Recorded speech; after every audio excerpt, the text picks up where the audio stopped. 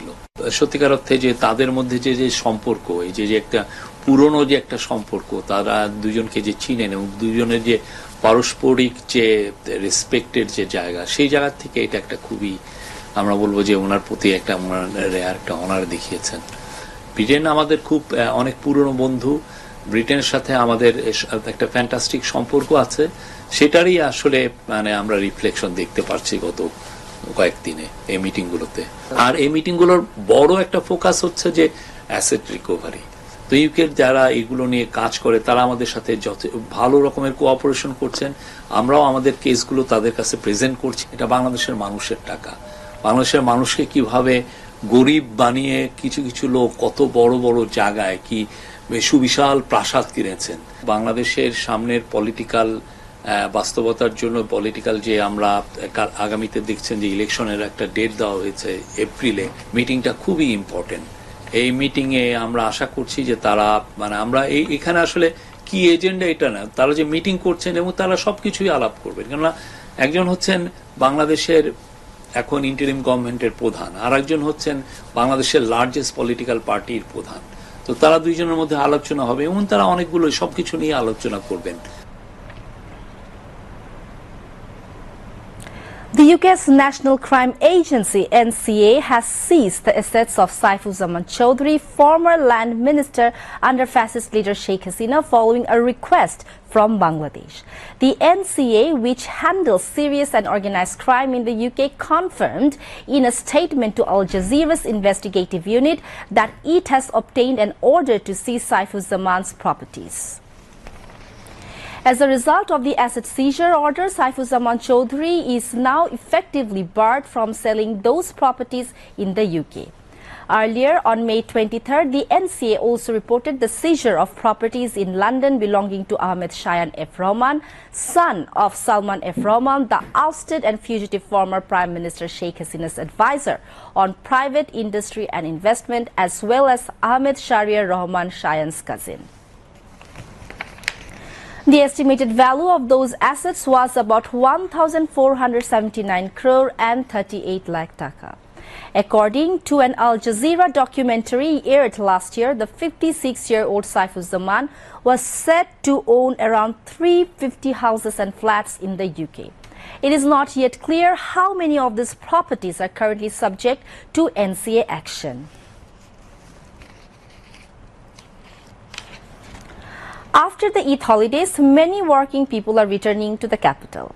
On the other hand, many are still leaving Dhaka today to spend time with their families or go on trips.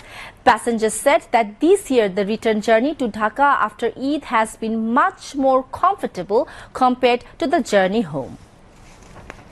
Meanwhile, despite the Eid holidays not being fully open, on the other hand, people from different parts of the country are also returning to Dhaka today by train. Passengers expressed satisfaction with the arrangements for this year's return train travel. Despite some minor delays in train departures, passengers were happy as they arrived in Dhaka on schedule.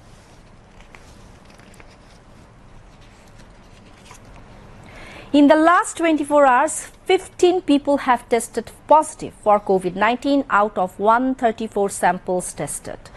Due to the rising number of infections, the Directorate General of Health Services, DGHS, has issued 11 precautionary guidelines, including advice against non-essential travel to neighboring countries like India.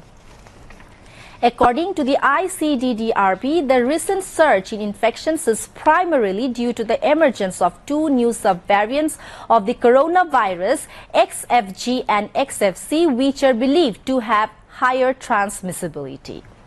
Public health experts warn that without adhering to safety guidelines, these variants could spread rapidly. However, both the DGHS and the World Health Organizations have stated that while the number of cases is increasing, there is no cause for panic at this stage. The virus may pose a greater risk to the elderly, physically weak individuals, and those with pre-existing health conditions. Therefore, health experts strongly recommend that high-risk individuals receive the COVID-19 vaccine. Public health specialists emphasize that awareness, personal protection, and following health guidelines are key to keeping the situation under control.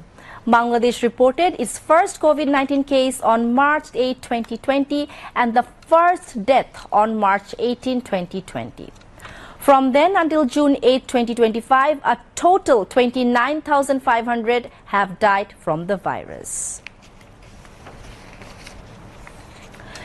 Dengue is once again on the rise in the capital and across the country. According to the Directorate General of Health Services, of the 288 people hospitalized with dengue on Tuesday, 276 were from areas outside the capital.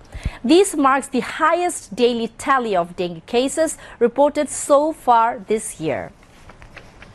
Experts said that this time of the year marks the peak season for dengue. Therefore, they are emphasizing not only strengthening mosquito control efforts but also increasing personal awareness to prevent the spread of dengue.